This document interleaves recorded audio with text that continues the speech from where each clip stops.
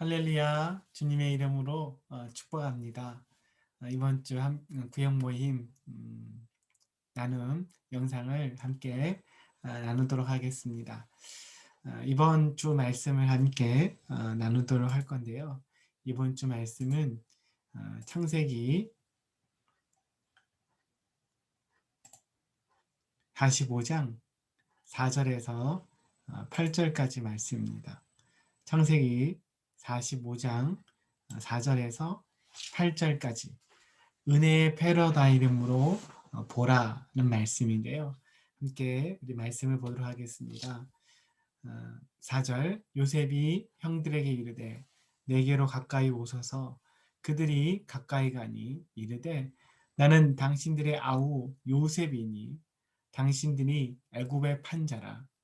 당신들이 나를 이곳에 팔았다고 해서 근심하지 마소서. 한탄하지 마소서. 하나님이 생명을 구원하시려고 나를 당신들보다 먼저 보내셨나이다. 이 땅에 2년 동안 흉년이 들었으나 아직 5년은 밭갈이도 못하고 추수도 못할지라.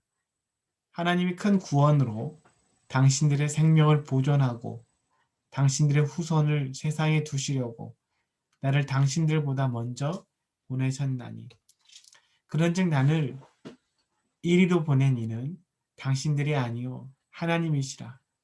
하나님이 나를 바로에게 아버지로 삼으시고 그 온 집의 주로 삼으시며 애굽 온 땅의 통치자로 삼으셨나이다. 아멘. 여러분, 패러다임이라는 말이 있습니다. 패러다임 말은 어떤 사건과 상황과 형상을 보는 방식을 이야기합니다. 어떤 것을 우리는 그냥 있는 그대로 보는 것처럼 보이지만 그것을 내 어떤 시각에 따라서 다르게 본다는 겁니다.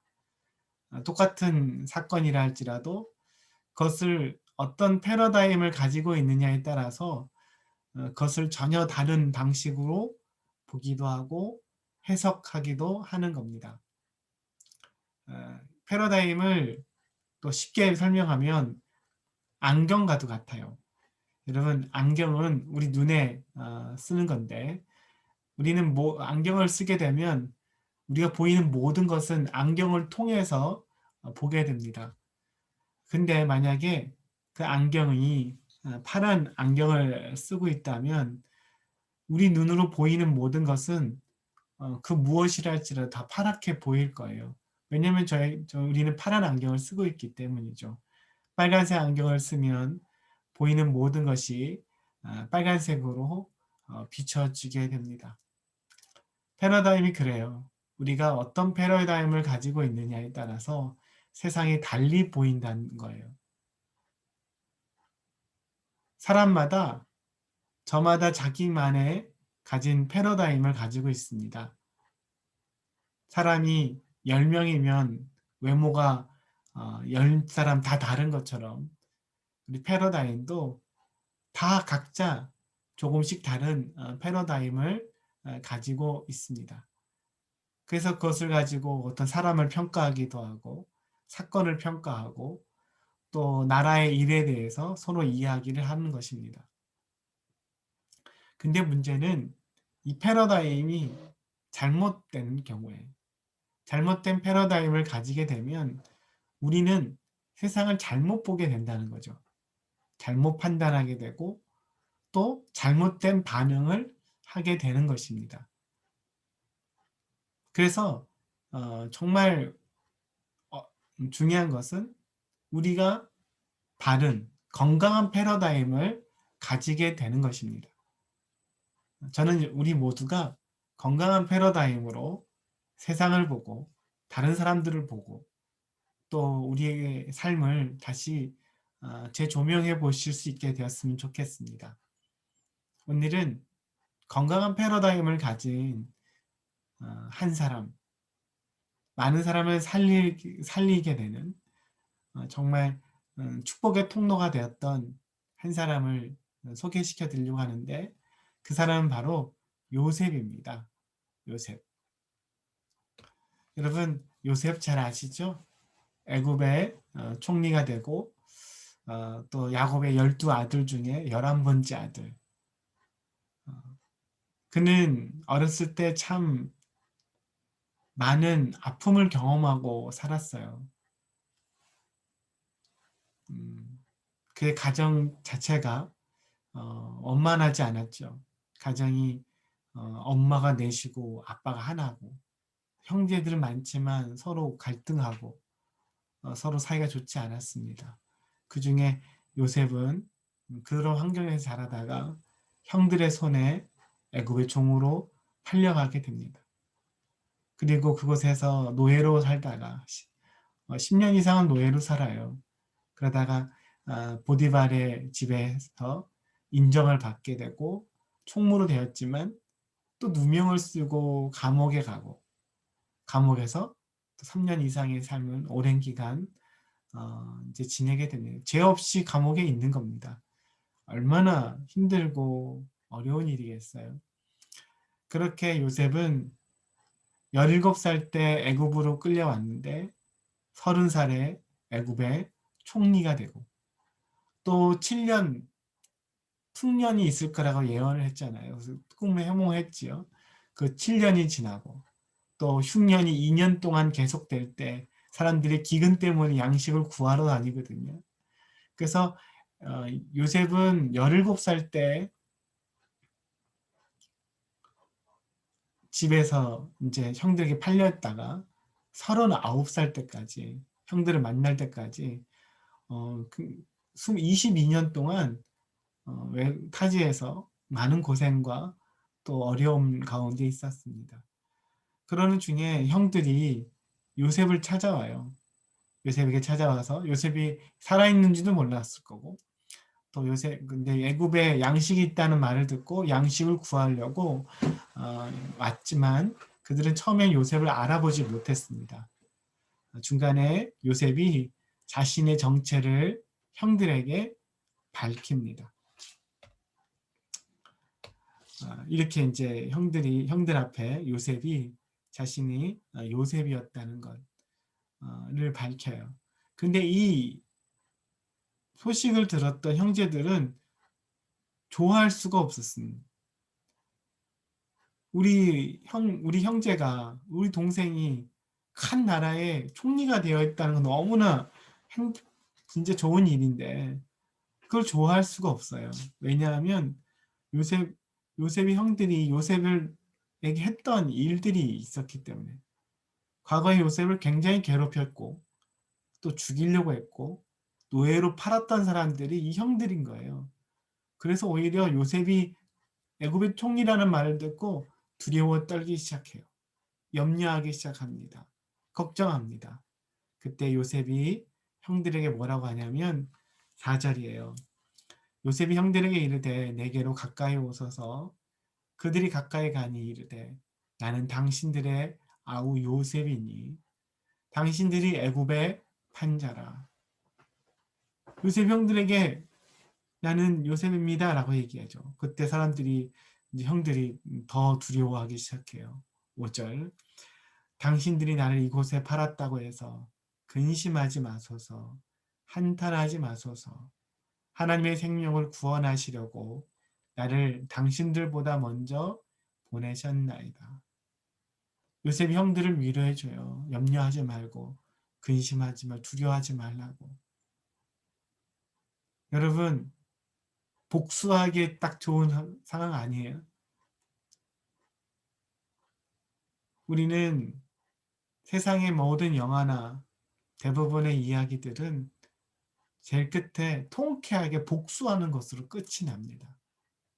그래서 사람들이 그것을 보면서 야 그래 나도 저렇게 힘이 있으면 복수해야지 라는 마음을 가지고 있어요. 근데 요셉은 전혀 반대로 행동해요. 복수할 수 있는 절호의 타이밍인데 복수하지 않고 오히려 그들을 위로하고 그들을 품어줍니다. 그들을 용서해줘요. 어떻게 그렇게 할 수 있습니까? 어떻게 요셉이 형들을 그렇게 용서해 줄 수가 있어요? 그것은 요셉의 과거의 상처와 과거의 어려움을 요셉은 다른 패러다임과 다른 관점으로 보았기 때문입니다. 그것이 정리가 되어 있었기 때문에 오늘 형들을 만났지만 형들에게 복수하지 않는 모습을 보여줍니다. 어떻게 요셉은 자신의 인생을 보았냐면 하나님의 은혜의 관점으로 보게 됐어요. 자기가 애굽의 총리가 되었던 사실을 생각해 볼 때 요셉은 하나님의 은혜가 아니고서는 설명할 수가 없는 거예요. 내가 어떻게 애굽의 총리가 되었을까? 내가 어떻게 이미 죽었어도 몇 번 죽었어야 될 사람인데 가정에서 형들에게도 버림을 받았던 사람인데 어떻게 또 죄수였잖아. 노예잖아요. 애굽의 노예로 왔고 죄수였는데 하루아침에 애굽의 총리가 된다는 사실. 도저히 설명할 수도 없고 이해되지도 않아요. 그때 많은 사람들은 이렇게 생각해요. 요셉이 운이 좋았어. 요셉이 운이 좋았고 그렇기 때문에 이렇게 된 거야 라고 생각할 수 있고 말하기도 합니다. 그렇지 않아요. 근데 요셉은 아무리 생각해도 운으로 된 게 아니에요. 하나님의 은혜였어요. 요셉이 이것을 깨닫게 되면서 자신의 삶에 부어졌던 하나님의 은혜에 감사하기 시작한 거예요. 그 은혜가 계속 그 은혜의 관점으로 자신의 인생을 계속 돌아보기 시작합니다. 형들에게 미움 받았을 때 그때도 여전히 하나님의 은혜가 부어져 있었고 이미 그 웅덩이에서 죽을 수 있었는데 죽지 않았던 것도 하나님의 은혜였고 애굽에서 종으로 팔렸는데 그 종으로 팔려나간 집이 또 보디발의 집이었다는 것도 하나님의 은혜였고 누명을 쓰여서 감옥에 갇힐 때 원래는 종이었기 때문에 노예였기 때문에 죽였어도 되는 건데 죽지 않고 감옥에 간 것도 하나님의 은혜고 감옥에서 술관원장을 만난 것도 하나님의 은혜고 모든 게 하나님의 은혜인 거예요. 그래서 그가 이제는 하나님의 은혜에 대해서 감사하기 시작합니다. 그의 자신의 모든 삶 속에 처음에는 나는 너무나 힘들고 괴롭고 버림받고 상처고 고통스럽고 그런 생각을 가졌겠지만 어느 순간 그의 인생에서 모든 것이 하나님의 은혜였다는 것을 알게 돼요. 그래서 형들에게 이렇게 말해요. 그런즉 나를 이리로 보낸 이는 당신들이 아니요 하나님이시라. 당신이 날 이곳에 보낸 게 아니라 누가요? 하나님이 나를 이곳에 보낸 것입니다. 이렇게 고백할 수 있었어요. 그리고 나를 바로의 아버지 같은 존재로 온 애굽을 통치하는 자로 삼으셨습니다. 라고 고백할 수 있었습니다. 여러분, 자신의 삶을 다른 관점에서 보기 시작하니까 그것이 하나님의 은혜라는 것을 알게 되는 겁니다. 여러분, 역사는 해석입니다. 어떻게 해석하느냐에 따라서 전혀 역사가 달라져요.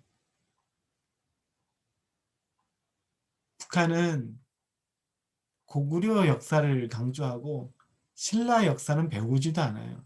신라는 역적이라고 얘기합니다. 네. 어떻게 보느냐에 따라서 어떤 것을 부각시키기도 하고 어떤 것을 더 축소시키고 더 좋게도 보기도 하고 나쁘게도 보길 수도 있죠. 우리 인생의 역사도 마찬가지예요. 여러분, 인생의 역사는 우리의 해석에 따라 달라지고 우리 관점에 따라 달라지는 거예요. 여러분 인생을 어떻게 보고 있습니까? 어떻게 여러분 인생을 판단하고 있어요? 다시금 여러분의 인생을 보실 수 있게 되기를 예수님의 이름으로 축복합니다. 이전까지 봤던 시각과 다른 시각으로 보실 수 있었으면 좋겠어요. 여러분의 어린 시절을 하나님의 은혜의 관점으로 보셨으면 좋겠습니다. 이렇게 하나님의 은혜의 관점을 보기 시작하면 알게 되는 것은 하나님의 사랑을 깨닫게 됩니다. 하나님이 나를 사랑하시는구나. 하나님 나를 지키셨구나. 하나님이 나를 여기까지 인도하셨고 보호하셨구나. 여러분, 나의 인생에서 어려운 순간들이었던 거잖아요. 너무나 수치스러운 순간이고 너무나 괴로웠던 순간이고 사랑받지 못했던 순간이기도 하고. 그런데 놀라운 것은 나를 향한 환경적인 어려움이 크면 클수록 하나님의 사랑이 더욱 컸고 은혜가 더욱 컸기 때문에 지금 여기까지 우리가 있을 수 있었던 거야. 그때 우리가 완전히 망가지지 않고 망하지 않고 죽지 않고 여기까지 이르게 된 겁니다. 그 하나님께 여러분, 그 하나님의 사랑에, 여러분 인생 가운데 함께 있던 그 사랑에 여러분 감사하실 수 있게 되기를 축복합니다. 또 하나님의 은혜의 관점으로 세상을 보게 되면, 우리의 삶을, 인생을 보게 되면 우리 상처에 담긴 하나님의 사명을 발견하게 되는 거예요. 우리 상처에 하나님의 사명이 담겨 있어요. 우리 아픔에 하나님의 놀라운 사명이 있습니다. 창세기 4장 45장 7절에 보면 하나님이 큰 구원으로 당신들의 생명을 보존하고 당신들의 후손을 세상에 두시려고 나를 당신들보다 먼저 보내셨나이다. 그의 상처, 그는 애굽에 팔려왔죠. 오게 된 이유는 그 자체가 다 상처야. 애굽의 삶 자체가 다 상처고 괴로움이었을 거예요. 그렇지만 거기 안에 그의 사명이 있어요. 생명을 살리는 사람으로. 많은 굶주린 사람을 살리는 사람. 가족을 살리는 사람으로. 가족의 생명을 보존하는 사람으로 이 사명을 발견하게 됩니다. 나를 이 일 하려고 이런 과정을 겪게 만드셨구나를 알게 돼요. 세상에 많은 상처를 가진 사람들이 많죠. 여러분, 그 사람들을 어떻게 우리가 다가갈 수 있겠어요? 그들과 같은 상처를 가지고 있는 사람들이 그들에게 다가가 그들에게 생명을 전할 수가 있습니다. 여러분의 상처는 또 여러분의 사명이기도 합니다. 오늘도 그 상 속에서 헤어나지 못하는 사람들, 또 동일한 고통 속에서 좌절하는 사람들에게 여러분 은혜의 빛을 비춰주며 하나님의 사랑을 전하는 저 여러분 되시고, 그래서 그들도 살리게 하는 저 여러분 되시기 바랍니다. 그렇기 때문에 하나의 은혜의 관점을 보면 우리의 상처는 하나의 사랑과 하나의 사명이 드러나고 그 하나님께 귀하게 쓰여지잖아요. 그래서 우리 상처는 별이 되는 거예요. 별. 상처가 별이 됩니다. 상처를 영어로 하면 스카예요. 스카. 마음의 상처. 상처가 은혜를 만나면, 한 상처가 은혜를 만나면 상처는 스타, 별이 됩니다. 우리를 빛나게 하는 거죠. 여러분, 요셉이 그 수많은 어려움들을 통과하고 그 속에서 그랬기 때문에 요셉이 빛나는 겁니다. 창세기에서 가장 많은 분량을 로 기록한 사람이 바로 요셉이에요. 요셉의 이야기가 가장 길어요. 하나님 요셉을 빛나게 하셨어요. 상처가 하나님의 은혜와 사랑이 부어지면 전혀 새로워지는 겁니다. 여러분, 우리 인생은 어떤 사람이 꽃길만 간 사람이 있었겠습니까? 과거에 마음 아픈 일들을 서로 이야기하지 않았지만 얼마나 많이 가지고 있는지 모르겠어요. 이번 주일날 예배 후에도 성도님들이 잠깐 얘기하는 중에 전혀 그렇게 보이지 않았는데 전혀 너무나 고와서 우리 성도님 너무 고와서 정말 행복한 정말 편안한 삶을 살았던 것 같았어요. 근데 잠깐 얘기를 했는데 그의 삶에 굉장한 어려움, 죽기 직전까지 갔던 수많은 사건들을 이야기하면서 오늘 하나님의 은혜의 관점으로 보게 되었다고 감사하다고 말씀해 주셨습니다. 여러분 각자마다 그 삶에 수많은 굴곡과 어려움들이 있는데 그것을 하나님의 은혜로 다시금 비춰보시기 바라요. 그 상처가 여러분의 인생을 계속 힘들게 하고 복수하려는 마음으로 인생을 살아가는 고통 가운데 살아가는 삶이 아니라 은혜 가운데 빛나는 삶, 다른 삶을 살리는 삶, 축복의 통로가 되시기를 예수님의 이름으로 축복합니다. 바울이 이렇게 고백합니다. 그러나 나의 나 된 것은 하나님의 은혜로 된 것이니 하나님의 은혜로 된 것이니 여러분이 지금까지 있는 것 하나님의 은혜였음을 잊지 않으시기를 예수님의 이름을 축복합니다. 여러분 모든 인생을 다시 한번 보세요. 다른 안경을 보십시오. 지금까지 봤던 안경이 아니라 은혜의 안경으로 하나님의 은혜의 패러다임으로 보실 수 있게 되기를 축복합니다. 질문할게요. 여러분을 힘들게 했던 과거의 일이나 사건이 무엇이었어요? 계속 여러분을 따라다니면서 아프게 하는 사건들, 일이나 어떤 말들도 있을 수 있어요. 그것이 무엇입니까? 두 번째로 어떻게 하면 그 일이나 사건을 은혜의 패러다임으로 다시 볼 수 있을까요? 어떻게 하면 그렇게 할 수 있을까요? 그것을 한번 우리 구역 모임을 통해서 함께 나누셨으면 좋겠습니다. 같이 기도하겠습니다. 하나님 아버지 감사합니다. 오늘도 우리의 인생을 어떻게 보느냐가 어떤 일이 생겼느냐보다 더 중요하다는 것을 알게 하시니 감사합니다. 요셉처럼 우리의 인생을 하나님의 은혜의 패러다임으로 다시 볼 수 있는 믿음의 안목을 열어주옵소서. 감사합니다. 예수님의 이름으로 기도합니다. 아멘. 네, 감사합니다. 주님의 이름으로 축복합니다.